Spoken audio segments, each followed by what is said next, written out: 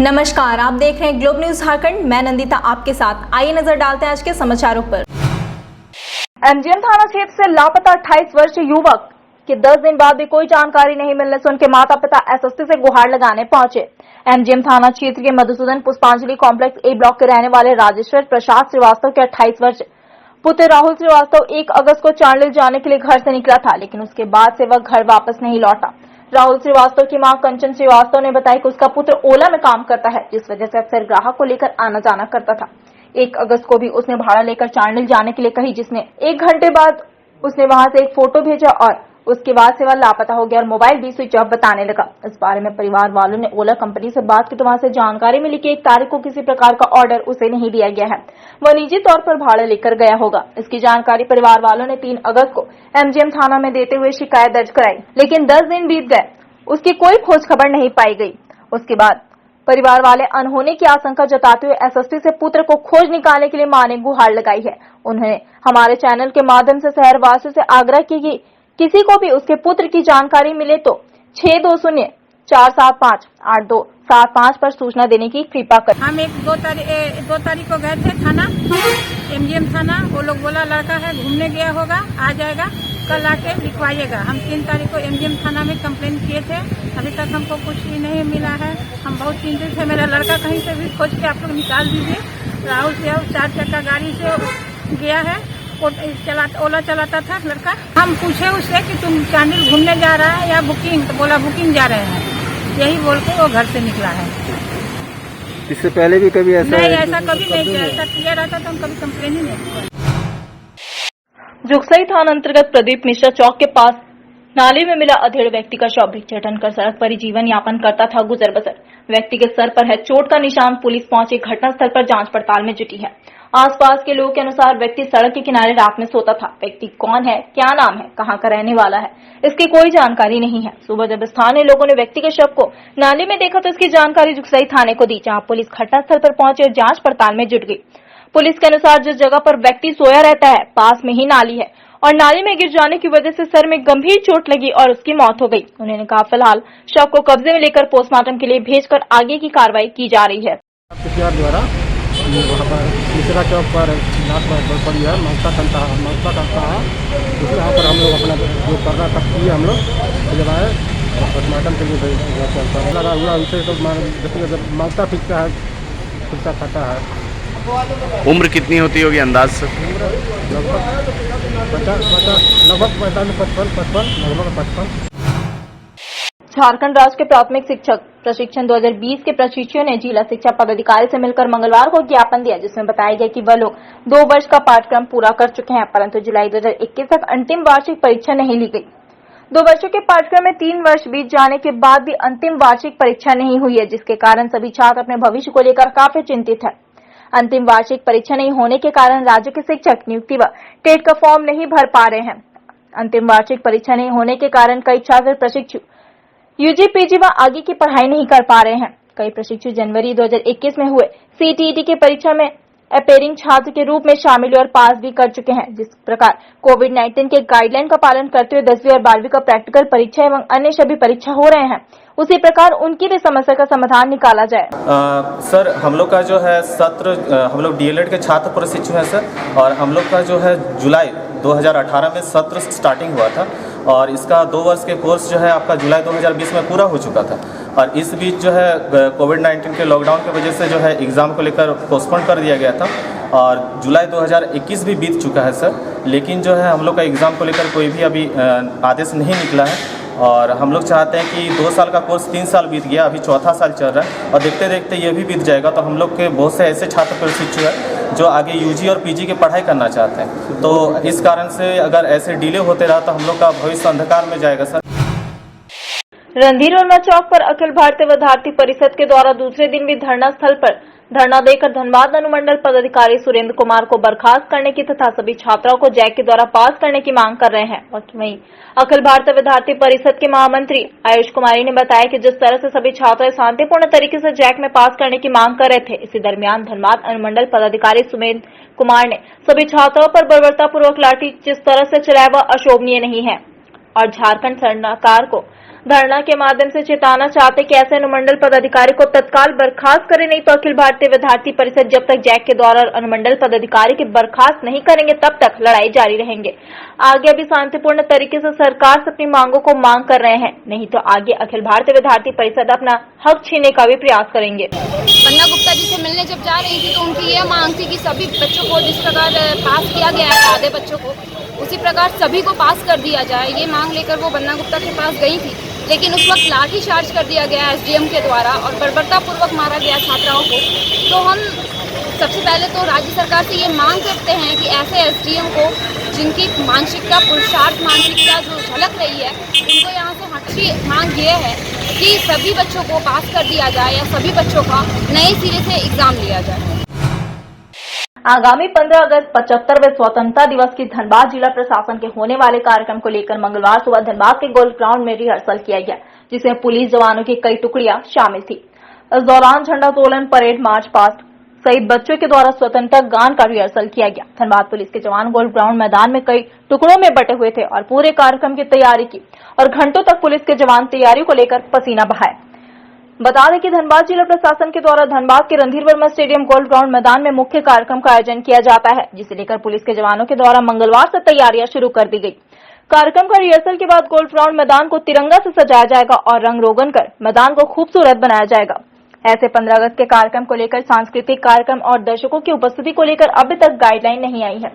पिछले साल कोरोना संक्रमण को लेकर सांस्कृतिक कार्यक्रम आयोजन नहीं किया गया था। स्वतंत्रता दिवस के शुभ अवसर पर 9 तारीख से अभ्यास चल रहा है, परेड का अभ्यास चल रहा है, जिसमें 7 प्लाटून अभी अभ्यास कर रहे हैं और ये 13 तारीख तक चलेगा। 13 तारीख को लास्ट फाइनल है, उसमें डी साहब और एसपी साहब अपना निरीक्षण करेंगे। जज मौत मामले में जांच का दौर लगातार जारी है। सुप्रीम कोर्ट की फटकार के बाद सीबीआई की टीम एक बार फिर मंगलवार को घटनास्थल पर जांच करने पहुंची। हालांकि विभिन्न जांच एजेंसी घटनास्थल का निरीक्षण कर जांच करने में जुटी हुई है, जबकि राज्य पुलिस, एसआईटी, सीबीआई ने जांच के दौरान घटना में प्रयुक्त ऑटो को लेकर घटनास्थल पर दुर्घटना के सीन को कई बार रिक्रिएट किया। कोर्ट की टीम के पहुंचने के बाद मंगलवार को पुनः एक बार दुर्घटना में प्रयुक्त ऑटो को घटनास्थल पर लाकर दुर्घटना के सीन को फिर से रिक्रिएट किया गया, जिससे कि कोर्ट की टीम को घटना के बाबत अंदाजा लग सके। वहीं मंगलवार को कोर्ट की 10 सदस्यीय टीम सीबीआई के साथ रणधीर वर्मा चौक स्थित घटनास्थल पर पहुंची, जहां कोर्ट की जांच समिति ने जज उत्तम आनंद मौत मामले से जुड़े पहलुओं को बारीकी से समझा। वहीं सीबीआई की टीम में गुजरात से धनबाद पहुंची नार्को और फॉरेंसिक टीम भी घटनास्थल पर पहुंचकर सबूत जुटाए। मालूम हो कि 28 जुलाई की सुबह मॉर्निंग वॉक के दौरान जज उत्तम आनंद की टेम्पो से टक्कर हो गई थी, जिसके बाद उन्हें स्थानीय लोगों की मदद से एसएनएमएमसीएच भेजा गया था, जहां चिकित्सकों ने उन्हें मृत घोषित कर दिया। बाद में झारखंड पुलिस और एसआईटी की विशेष टीम ने आरोपी चालक को ऑटो समेत गिरिडीह से गिरफ्तार किया था। वहीं राज्य सरकार की अनुशंसा पर मामले की जांच सीबीआई को सौंप दी गई है, जिसके बाद पिछले एक पखवाड़े से जांच का दौर जारी है। पाबरू ग्राम सभा द्वारा सोमवार को विश्व आदिवासी दिवस के उपलक्ष्य में पाबरू पहाड़ को सुरक्षित रखने का संकल्प लिया। ग्राम सभा का कहना है कि 2016 में पाबरू पहाड़ की लीज कर ली गई थी, जिसके बाद ग्रामीणों ने लगातार आंदोलन कर लीज धारक को भगाने का काम किया। पाबरू ग्राम सभा के लोगों का कहना है कि हम सब जल जंगल जमीन की रक्षा के लिए अपने प्राणों को भी निछावर कर देंगे। ग्राम सभा में महिलाओं ने भी पारंपरिक तीर धनुष चलाकर शक्ति प्रदर्शन किया। इस अवसर पर कई पाबरू ग्राम सभा से लोग उपस्थित होकर आज अपनी पारंपरिक वेशभूषा, रहन सहन, सभ्यता, संस्कृति की रक्षा करते हुए अपने अस्तित्व को बनाए रखने का संकल्प लिया। इस अवसर पर सेवानिवृत्त शिक्षक निखिल चंद्र मंडल, आनंद पाल, मानिक सरदार, जयपाल भूमिज, सुखलाल सरदार आदि उपस्थित रहे। 2016 से जो आंदोलन छिड़े हैं, तो हम लोग 2016 से छिड़ते हुए आया करके अभी हम लोग हासिल किए हैं जो चीज़ हम लोग आंदोलन कर रहे थे जल जंगल ज़मीन के लिए। तो आज हम लोग आंदोलन करके बचाएं भी, और देख रहे हैं इतना बड़ा पहाड़ दिख रहा है, इसको हम लोग किसी तरह बचाएं। जल जंगल ज़मीन पहाड़ का जो लूट हो रहा है उसका विरोध करने के लिए सब खड़ा है, और तमाम ग्रामीण अपना परिवेश, संस्कृति, कल्चर को रक्षा करने के लिए तत्पर है। देखिए, जहाँ तक पहाड़ की बात है, हम लोग पिछले 2016 से हम लोग आंदोलन लड़ते हुए आ रहे हैं पहाड़ के लिए, और आंदोलन करते करते आज हम लोग उस जगह पे पहुँचे हैं कि जहाँ ठेकेदार की जो गाड़ी वगैरह सब कुछ था। आज ठेकेदार हार मानने को मजबूर है, क्योंकि हमारे गांव की जो एकता, जो यूनिटी है, उसे देखकर ठेकेदार को लगा कि हम अभी यहाँ कब्जा नहीं कर सकते हैं, इसलिए ठेकेदार अपना काम यहाँ छोड़ दिया है।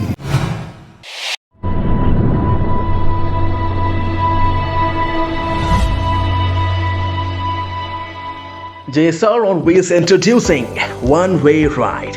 Reliable, comfortable, safe, secure, reasonable. Quality service at your doorstep. JSR on Wheels introducing one-way rides. You can book from anywhere.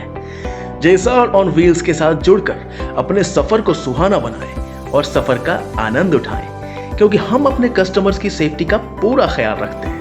आज ही अपनी राइड्स बुक करें JSR on Wheels के एप्लीकेशन के माध्यम से और अपने सफर को आसान बनाएं। Cities available for rides are Jamshedpur, Dhanbad, Bokaro, Ranchi, Kolkata, Patna. Just book your ride and we'll provide quality service at your doorstep. जिंदगी एक सफर है सुहाना, JSR on Wheels पे ही जाना।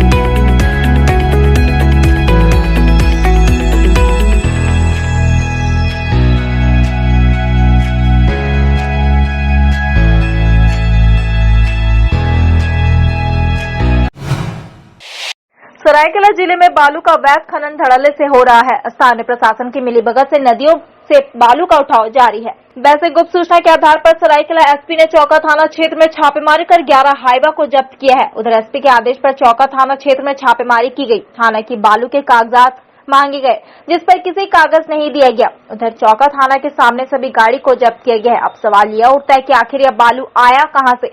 अगर बालू का अवैध खनन नहीं हो रहा है तो इतनी लंबी तादाद में गाड़ी को कैसे पकड़ा गया? सवाल कई हैं, लेकिन इस सवाल का जवाब तभी मिल पाएगा जब बालू माफिया पर कार्रवाई होगी। अब देखने वाली बात यह है कि बालू माफिया के साथ मिलकर पुलिस कोई खेल तो नहीं खेलता है। टाटा स्टील की माल ढुलाई में लगे स्थानीय वाहन मालिकों ने मंगलवार को टाटा स्टील गेट जाम कर सांकेतिक धरना प्रदर्शन किया। साथ ही 4 सूत्री मांग पत्र सौंपकर 10 दिनों के भीतर समस्याओं के समाधान की मांग रखी। साथ ही चेतावनी दी कि अगर 10 दिनों के भीतर उनकी मांगों पर विचार नहीं किया जाता तो टाटा स्टील गेट के पास अनिश्चितकालीन चक्का जाम कर दिया जाएगा। जानकारी देते हुए Jamshedpur truck and trailer association की ओर से बताया गया कि टाटा स्टील द्वारा अपने रजिस्टर्ड वेंडरों द्वारा माल ढुलाई कराया जा रहा है, जो स्थानीय वाहन मालिकों को पुराने दर पर भुगतान कर रहे हैं, जबकि वर्तमान समय में डीजल के किराए में काफी बढ़ोतरी हो गई है। उन्होंने किलोमीटर के हिसाब से भाड़ा तय करने, स्थानीय ट्रांसपोर्टरों को सीधे ऑर्डर देने और छोटे वाहन मालिकों को 50% हिस्सेदारी यूनियन के माध्यम से उपलब्ध कराने की मांग रखी है। क्या बोल रहे हैं? मैं चक्का जाम का मुख्य उद्देश्य है कि यहाँ पे जो लोकल डिस्को कंपनी के बीच में और हमारे बीच में लोकल वेंडर है जो 10-12 के करीब है, ये कंपनी में हमारी भी गाड़ियाँ इनके थ्रू ही चलती है। लेकिन होता क्या है कि समय समय पे डीजल का रेट हो चाहे और भी ये के हिसाब से मतलब जो भी वृद्धि होता है वो हम लोग के पास नहीं होता है। आज हमारा शोषण हो रहा है, हम लोग के साथ हम लोग को जो बढ़ा हुआ भाड़ा है वो नहीं मिल रहा है। दिनांक 1 तारीख से हम लोग अपनी गाड़ी खड़ी रखे हैं, तो गाड़ी चला कर कुछ बचता नहीं है। गाड़ी में बेतहाशा डीजल के दामों में वृद्धि है, मोटर पास टोल ये सब में वृद्धि होने के कारण आगे हम लोग जब तक हमारी भाड़ा पूरा नहीं होती, हमारा टाटा कंपनी से डिमांड है आप जो रजिस्टर्ड अप्रूव ट्रांसपोर्टर को देते हैं माल, इसी तरह वही रेट में आप हमारे लोकल गाड़ी मालिक को भी वही भाड़ा दें, जिससे कि हमारे गाड़ी वाले को कुछ समझ में आवे कि भाई गाड़ी चलने से चलाने से कुछ पैसा बचे। जिस तरह ये लोग को गाड़ी अगर दिया जाता है, इन लोग को भाड़ा के हिसाब से बाज़ार में ये लोग बहुत कम रेट में गाड़ी लगाते हैं, इससे गाड़ी मालिक को कुछ नहीं बच रहा है। इसी का हम लोग आज ये करना है, प्रशासन को देने आए हैं यहाँ पर आपको किसको को टाटा कंपनी को। टाटा कंपनी अगर हमारी बात मानती है तो ठीक है, नहीं तो विगत 20 तारीख से हम लोग संपूर्ण चक्का जाम। उत्तर प्रदेश के मेरठ जिले के गुरुद्वारा साहिब में विराजमान गुरु ग्रंथ साहिब के साथ असामाजिक तत्वों द्वारा विगत दिन किए गए बेअदबी के खिलाफ जमशेदपुर में all India Sikh student federation ने देश के प्रधानमंत्री के नाम एक मांग पत्र सौंपा और मामले की उच्च स्तरीय जांच की मांग उठाई। फेडरेशन के सदस्यों ने कहा कि विगत सोमवार को उत्तर प्रदेश के मेरठ जिले में अवस्थित गुरुद्वारा साहिब में रखे गुरु ग्रंथ साहिब के अंग फाड़े गए और असामाजिक तत्वों के द्वारा इस घटना को अंजाम दिया गया है। इन्होंने कहा कि ये वैसे तत्व है जो देशवासियों को धर्म के आधार पर लड़वाना चाहते हैं। इस घटना की जितनी निंदा की जाए उतनी कम है, जिस कारण इस घटना की जांच NIA के द्वारा कार्रवाई की जानी चाहिए और दोषियों पर कठोर कार्रवाई होनी चाहिए। जो लगातार सिखों की धार्मिक भावनाएं आहत की जा रही हैं, गुरु ग्रंथ साहब की बेइज्जती की जा रही है, उनके खिलाफ हम लोग जांच के लिए आए हैं।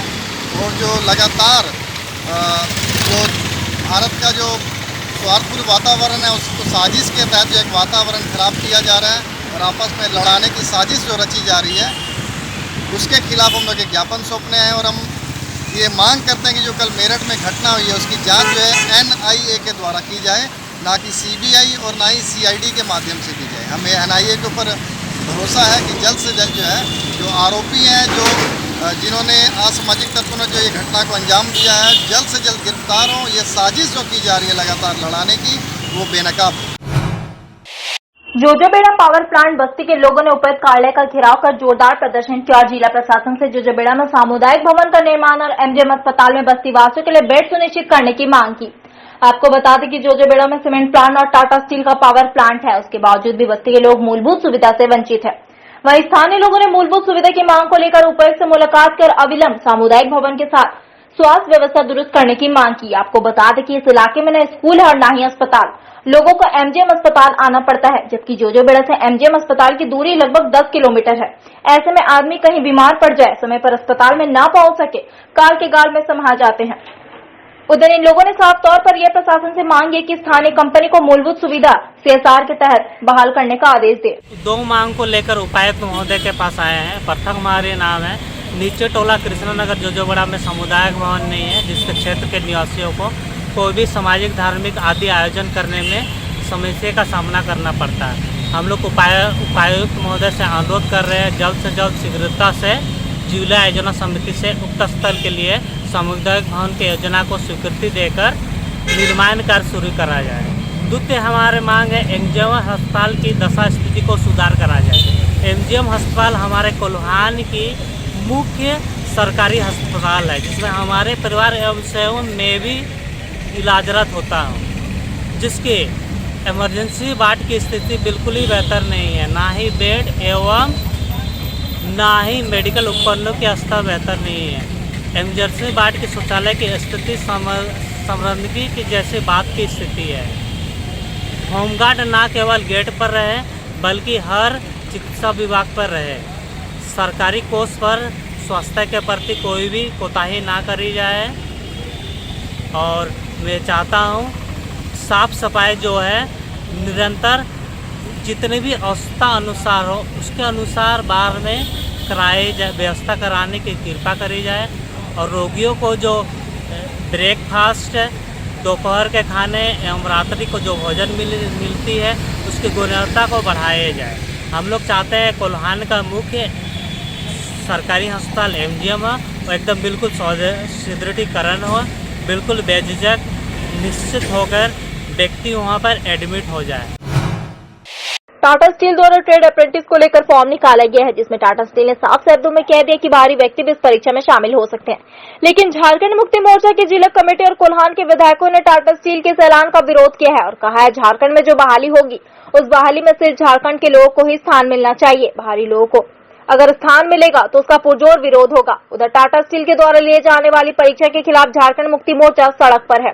साथ ही लोगों ने यह भी ऐलान किया कि अगर कंपनी ने 3 दिन के भीतर नोटिफिकेशन जारी नहीं किया कि स्थानीय लोगों को ही लिया जाएगा तो जोरदार आंदोलन होगा। झारखंड क्षेत्र में लोहा है, कोयला है, बिजली है, पानी है और हमारा इस झारखंड में ही एक टाटा कंपनी की स्थापना 1907 में हुई थी और आज 100 से 100 आज एक टाटा से 100 कंपनी हुई है और आज यहाँ के लोगों को नज़रअंदाज किया जा रहा है। मैट्रिक पास किए छात्र छात्राओं को नहीं लिया जा रहा है, जिसके लिए हम लोग 100% हम लोग झारखंड का बच्चे को ही ट्रेड अप्रेंटिस में लिया जाए और अन्य राज्य का जो सम्मिलित किया गया है, जो बिहार हुआ, यूपी हुआ या अदर दूसरे राज्य का जो ये किया गया है उसको रद्द किया जाए और केवल ट्रेड अप्रेंटिस में झारखंड क्षेत्र के बच्चे को ही लिया जाए। ये हम लोग ये बोले कि हम लोग झारखंड क्षेत्र में का ही बच्चों को लेने का हम लोग ये बात कह रहा है। हम लोग ने स्पष्ट बोल दिया कि अब हम लोग वार्ता नहीं करेंगे। टाटानगर रेलवे स्टेशन में कोरोना जांच किट के खत्म हो जाने से जांच टीम को काफी परेशानियों का सामना करना पड़ा। मात्र 231 यात्रियों की ही हो पाई जांच। एक तरफ हमारे समक्ष कोरोना के तीसरे लहर का संकट मंडरा रहा है, दूसरी तरफ जिला प्रशासन द्वारा स्टेशन और बस स्टॉप पर प्रत्येक यात्री की जांच सुनिश्चित की जा रही है। मंगलवार को टाटानगर रेलवे स्टेशन में अचानक जांच किट के खत्म हो जाने की वजह से मात्र 231 यात्रियों की ही जांच हो पाई। विभिन्न राज्यों से आने वाले यात्री बगैर जांच किए ही अपने अपने गंतव्य स्थान में चले गए। ऐसे में बगैर जांच के स्टेशन से गंतव्य स्थान तक जाने वाले यात्रियों के संक्रमण का खतरा और बढ़ गया है। एक तरफ जिला प्रशासन के द्वारा जोर दिया जाता है कि एक भी यात्री बगैर जांच के स्टेशन से बाहर ना निकले, दूसरी तरफ अचानक किट खत्म हो जाने से स्थिति बेकाबू हो जाती है। ऐसे में सारी जवाबदेही जिला प्रशासन की है कि व्यवस्थाओं को शिथिल किया जाए, कभी भी किट खत्म ना हो और प्रत्येक यात्री की जांच सुनिश्चित हो पाए। वहीं इस संबंध में जब हमने जांच टीम के साथ मौजूद मजिस्ट्रेट से बात की तो उन्होंने बताया विभाग को जानकारी दे दी गई है, बहुत जल्द जांच किट में उपलब्ध कराया जाएगा ताकि अंतिम यात्री तक की जांच हो पाए। किट यहाँ पे खत्म हो गया है जिसका जानकारी पहुँचा दिया गया है। बोला गया है कि किट पहुँच रहा है थोड़ा देर में, तो हम लोग बस इंतजार ही कर रहे हैं दुकान का। जी ऐसा होता है कि जैसे कि समय पर नहीं उपलब्ध हो पाता है तो फिर जाँच नहीं हो पाता है, तो प्रभावित होता है जाँच। हम लोग तो जैसे मान लीजिए किट ऐसा कभी हुआ नहीं है, ऐसे पहले नहीं हुआ है कि कमी आई हो। कभी कभार हो जाता है, जैसे आज ऐसा हो गया कि अचानक से किट बोलने पे भी नहीं उपलब्ध हो पाया है, लेकिन ठीक है बोला गया है पहुँचेगा तो हम लोग। पूर्वी सिंहभूम जिले के मलेरिया व फलेरिया विभाग द्वारा 23 अगस्त से 27 अगस्त तक मलेरिया उन्मूलन कार्यक्रम चलाया जाएगा, जिसे लेकर खासमहल स्थित सिविल सर्जन कार्यालय के प्रेक्षागृह में जिला स्तरीय 1 दिवसीय टीओटी कार्यक्रम का आयोजन किया गया, जहां इस कार्यक्रम में स्वास्थ्य कर्मचारियों के साथ जिसको के चिकित्सक और कई एनजीओ के प्रतिनिधि शामिल हुए। फलेरिया बीमारी को जड़ से खत्म करने की दिशा में कार्य करते हुए विभाग द्वारा बड़े पैमाने पर 23 अगस्त से 27 अगस्त तक एमडीए सप्ताह का आयोजन किया गया है, जहां इस सप्ताह में पूरे जिले में 23 लाख लोगों को फलेरिया बीमारी से बचाव के लिए डीएसी और एम्बेडाजोल की गोलियां खिलाई जाएगी। ऐसे में इस कार्यक्रम को पूर्ण रूपेण सफल बनाने के लिए स्वास्थ्य विभाग द्वारा रणनीति तैयार की गई है, जहां इस रणनीति के तहत 100% खुराक लोगों को खिलाने का लक्ष्य निर्धारित किया गया है। इसी कड़ी में सिविल सर्जन कार्यालय के प्रेक्षागृह में 1 दिवसीय टीओटी कार्यक्रम के दौरान सारे सीएससी के चिकित्सा पदाधिकारी, जिसको के चिकित्सक और विभिन्न एनजीओ के प्रतिनिधि शामिल हुए, जहां उन्हें इस कार्यक्रम को सफल बनाने के लिए कई आवश्यक दिशा निर्देश दिया गया। जानकारी देते हुए जिले की बीडीए पदाधिकारी डॉक्टर मीना ने कहा कि फलेरिया को जड़ से उखाड़ फेंकने का प्रण लेते हुए पूर्वी सिंहभूम जिले में बड़े पैमाने पर एमडीए सप्ताह का आयोजन किया जा रहा है। ये आज जो है ना एमडीए का मास ड्रग एडमिनिस्ट्रेशन का 2021 का एक टीओटी था, जो डिस्ट्रिक्ट बीवीडी ऑफिसर के तहत ये प्रोग्राम रहता है। तो उन्हीं के तहत और उनके जो टीम हैं और सारे एमआईसीज को बुला के, एनजीओज को बुलाकर ये जो अगला जो 23 से लेकर 27 तक का प्रोग्राम है वो किस तरह से चलना है, किस तरह से उसको आगे बढ़ाना है, उसको कैसे प्लान करना है और कैसे उसको एक्सपेडाइट करना है उस प्रोग्राम को, तो उसके लिए इस पर चर्चा है। और जितने भी लोग आए हैं, जो जिसको से हो, पीकेएस से हो और एनजीओज हो प्लस एमआईसीज हो, सारों को ये बताया जाएगा कि ये प्रोग्राम को किस तरह से करना है और आगे किस तरह से बढ़ाना है, ताकि हम बेहतर से बेहतर प्रदर्शन अपना कर सकें, ज़्यादा से ज़्यादा लोगों को वो जो दवाई है एमडीए की वो ज़्यादा से ज़्यादा लोगों को हम खिला सकें। हमारा जो पूर्वी सिंहभूम का जो पॉपुलेशन है जिस पर हमको काम करना है करीब 23 लाख के आसपास। छठी जेपीएसएससी मामले में हाईकोर्ट की डबल बेंच ने अगली सुनवाई तक यथास्थिति बनाए रखने का निर्देश दिया है। हाईकोर्ट के इस फैसले से सफल अभ्यर्थी को बड़ी राहत मिली है। झारखंड हाईकोर्ट में छठी जेपीएसएससी मामले में दायर अपील याचिका पर मंगलवार को सुनाई हुई। मुख्य न्यायाधीश डॉक्टर रवि रंजन और सुजीत नारायण प्रसाद की खंडपीठ ने प्रार्थी शिशिर तिग्गा और अन्य की अपील याचिका पर सुनवाई करते हुए हाईकोर्ट की डबल बेंच ने रिट दायर करने वाली याचिकाकर्ताओं को नोटिस जारी कर प्रतिवादी बनाने का निर्देश दिया है। माननीय खंडपीठ ने सभी पक्षों को सुनने के उपरांत तत्काल यथास्थिति बनाए रखने का निर्देश दिया है और साथ ही अमेंडेड रिट पिटीशन फाइल करने एवं सभी रेस्पोंडेंट्स को दस्ती व पेपर पब्लिकेशन के माध्यम से उन्हें सूचित करने का निर्देश दिया है ताकि वो प्रतिवादी बन सके, प्रतिवादी बनाए जा सके। और इस मामले की अगली सुनवाई 28 सितंबर को रखी गई है। आगामी चुनाव को देखते हुए मतदान पत्रों में संशोधन और नया मतदान पत्र बनाने की प्रक्रिया शुरू होने वाली है। इसको लेकर सभी बीएलओ के प्रशिक्षण का कार्य शुरू हो गया है।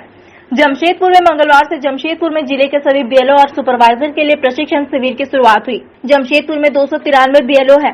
इनमें से हर दिन 100 बीएलओ को प्रशिक्षण दिया जाएगा। प्रशिक्षण शिविर के उद्घाटन के दौरान एसडीओ ने बताया कि पूर्व की तरह मतदाता पहचान पत्र आवेदक द्वारा नहीं भरा जाएगा। बीएलओ खुद फॉर्म भरेंगे और उनका ऑनलाइन निबंधन करेंगे। इस शिविर के माध्यम से बीएलओ को इसकी जानकारी दी जाएगी। स्पेशल असेंबली डिवीजन जो है स्टार्ट होना है, उससे संबंधित जो है सीईओ सर के द्वारा भी डीसी किया गया है, डीसी सर के साथ और ईआरओस के साथ में जो निर्वाचन निबंधन पदाधिकारी उनके साथ में डीसी किया गया है।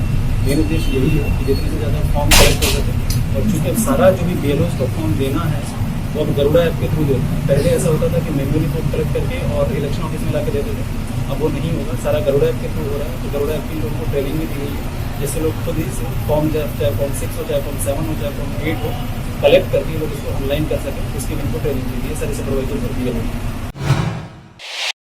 कोरोना महामारी के बचाव के लिए सरकार और जिला प्रशासन गाइडलाइन और सोशल डिस्टेंस का पालन कराने के लिए लगातार अभियान चला रही है और इसी दौरान कईयों पर कार्रवाई भी की गई। बावजूद मंगलवार को जमशेदपुर के एमजीएम अस्पताल में गाइडलाइन पर भारी पड़ रहा है मरीजों का लंबा कतार ऐसा कि उनके बीच से कोई इधर से उधर भी नहीं जा सकता। पुरुष हो या महिला की कतार, सबों का स्थिति एक जैसा ही था। कोई इसका पालन करने को तैयार नहीं था। हर कोई जल्द से जल्द काउंटर से टोकन कटाकर अपना इलाज कर घर जाने की ये जल्दबाजी में थे, लेकिन ये भूल गए कि सोशल डिस्टेंस भी अपनाना है, क्योंकि वे भले किसी और बीमारी के इलाज के लिए अस्पताल आया और लेकिन ऐसी जोखिम उठाकर कुछ और बीमारी ही साथ न ले जाए, इसका किसी को परवाह नहीं था। इतनी लंबी कतार और भीड़ में एक महिला सुरक्षा कर्मी लगातार उन लोगों से सोशल डिस्टेंस अपनाने के लिए आग्रह करती रही, लेकिन उन मरीजों को उनके परिजनों के कान में जू तंग नहीं रख रही थी। जस का तस कतार में लगकर अपने बारी आने का इंतजार में लगे रहे। ऐसे में अस्पताल प्रबंधन की ओर से भी कुछ खास इंतजाम नहीं होने से स्थिति अक्सर देखा जाता है। ऐसे में जमशेदपुर में दोबारा कोरोना की महामारी फैलती है तो आखिर इसके जिम्मेवार कौन होगा? शहर के न सुनने वाले पब्लिक या फिर व्यवस्था में लापरवाही बरतने वाले अधिकारी? ये सवाल सोचनी। आज जो है मंगलवार है, आज काफी भीड़ है। सोशल डिस्टेंस का कितना आपको दिक्कत आ रहा है? सुबह 9 बजे से स्टार्ट हुआ हम लोग का, 9 बजे से स्टार्ट हो गया, अभी खत्म नहीं हुआ तो क्या करेंगे? हम लोग को तो करना ही पड़ेगा ना, ड्यूटी है। जिस तरह से लाइन लगे हुए हैं, सोशल डिस्टेंस का पालन नहीं हो रहा, आपको इसमें करने में कितना दिक्कत आ रहा है? हाँ, तो दिक्कत तो है ही है, क्या करेंगे? सुबह ये लोग को समझदारी कम है तो इसीलिए हम लोग को करना पड़ रहा है ड्यूटी। जमशेदपुर शहर के पूर्व एसपी एवं कांग्रेस के राष्ट्रीय प्रवक्ता डॉक्टर अजय कुमार के 98वें जन्म दिवस के अवसर पर शहर के विभिन्न चौक चौराहों में उनके समर्थकों के द्वारा केक काटकर और लड्डू वितरण कर खुशियां मनाई। अजय कुमार फैंस क्लब की ओर से सांची, बिष्टुपुर स्टेशन और बिरसानगर में और हर्षोल्लास के साथ डॉक्टर अजय कुमार का जन्म दिवस मनाया गया। इस मौके पर समर्थकों ने केक काटकर एक दूसरे का मुंह मीठा कराया। वहीं राहगीरों और वाहन चालकों के बीच लड्डू और गुलाब फूल देकर खुशियां बांटी। वहीं कोरोना के मद्देनजर इनके बीच मास्क वितरण कर कोरोना से बचाव के लिए मास्क पहनना जरूरी का संदेश भी दिया गया। इस मौके पर काफी संख्या में अजय कुमार फैंस क्लब के सदस्य मौजूद थे। इधर बिरसानगर में भी अजय कुमार ब्रिगेडियर के कर्मठ कार्यकर्ता सनी सिंह के नेतृत्व में स्थानीय वासी एवं कार्यकर्ताओं ने भगवान से डॉक्टर अजय कुमार के उज्जवल भविष्य एवं दीर्घायु की कामना की। वहीं उनके 98वें जन्मदिन की खुशी में केक काटकर एक दूसरे का मुंह मीठा कराया और वहीं बच्चों के बीच केक और चॉकलेट बांटकर खुशियां मनाई। इस मौके पर कार्यकर्ताओं ने कहा कि जमशेदपुर शहर में अपराध को अंकुश लगाने में उन्होंने जो कार्य कर दिखाया है वह बरसों तक शहरवासी याद रखेंगे और कामना की कि अगले चुनाव में एक बार फिर सांसद बनकर शहरवासियों को इसकी सेवा में तत्पर होंगे। आनंद भोज का भी कार्यक्रम रखा गया है, तो आज दिन भर उनका कार्यक्रम बहुत धूमधाम से पूरे झारखंड में मनाया जाएगा, क्योंकि झारखंड के लिए उन्होंने बहुत कुछ काम किया है। आज जो भी क्राइम से लेके हर चीज है, बहुत उनका आगे भी उनकी जरूरत है झारखंड को। क्षेत्र के पूर्व सांसद एवं वर्तमान में कांग्रेस राष्ट्रीय प्रवक्ता का आज जन्म दिवस डॉक्टर अजय फैंस क्लब के माध्यम से साक्षी चक्कर में मनाया गया, जिसमें कि केक कटिंग के बाद सभी गरीबों के बीच, लोगों के बीच मास्क के लड्डू वितरण का कार्यक्रम रखा गया था। झारखंड की राजधानी रांची में मुख्यमंत्री हेमंत सोरेन का 46वां जन्मदिन धूमधाम के साथ मनाया जा रहा है। राजधानी की सड़कों पर झारखंड मुक्ति मोर्चे के कार्यकर्ताओं द्वारा मुख्यमंत्री हेमंत सोरेन का जन्मदिन मनाया गया। साथ ही केक काटकर मुख्यमंत्री की लंबी उम्र की कामनाएं भी की गई है और जो कार्यकाल कर रही है, चल रही है, बहुत ही अच्छा है। और जो हमारे हेमंत भैया जो काम किए हैं मजदूरों से लेके आज जेके सिपाही शिक्षा के बारे सभी सबका बात हो रहा है और सभी से अच्छा ही काम हो रहा है और हेमंत सोरेन जी सरकार बहुत मजबूती से चल रही है।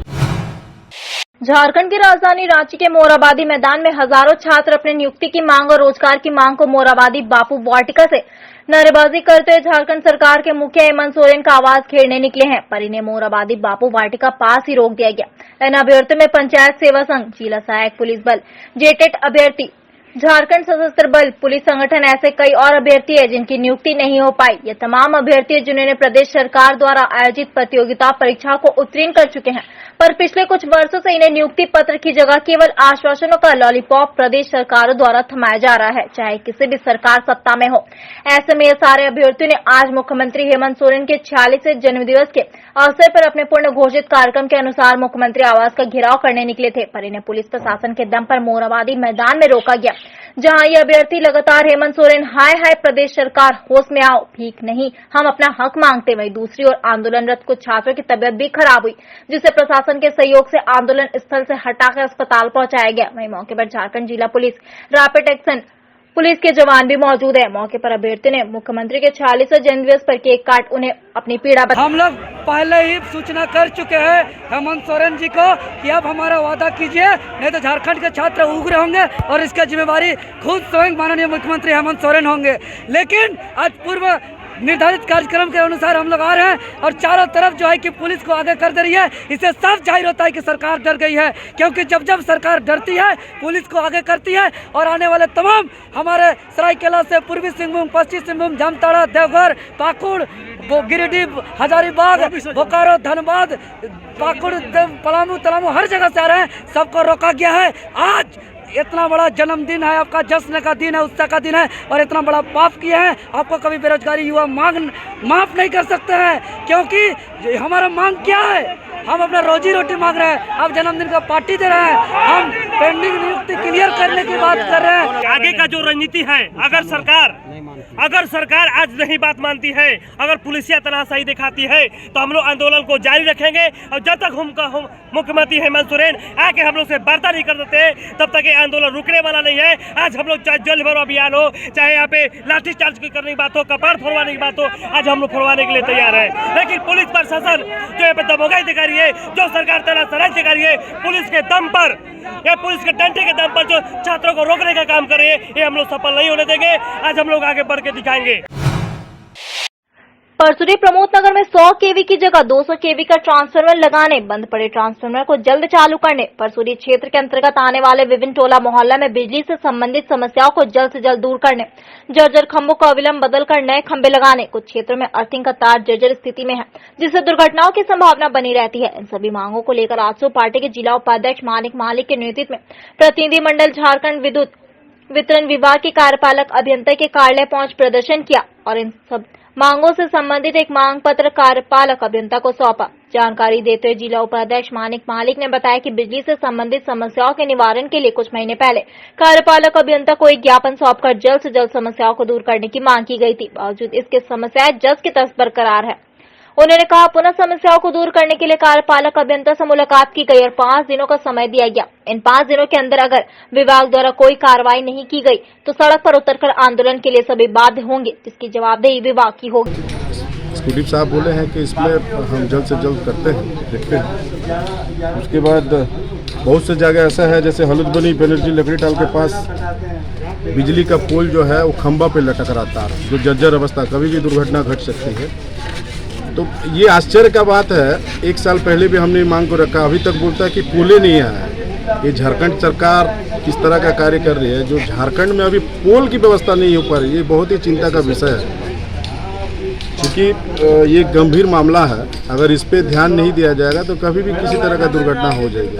CTA Aviation and Hospitality Management. Admission open for Diploma in Aviation and Hospitality. Our contact number 7903302477.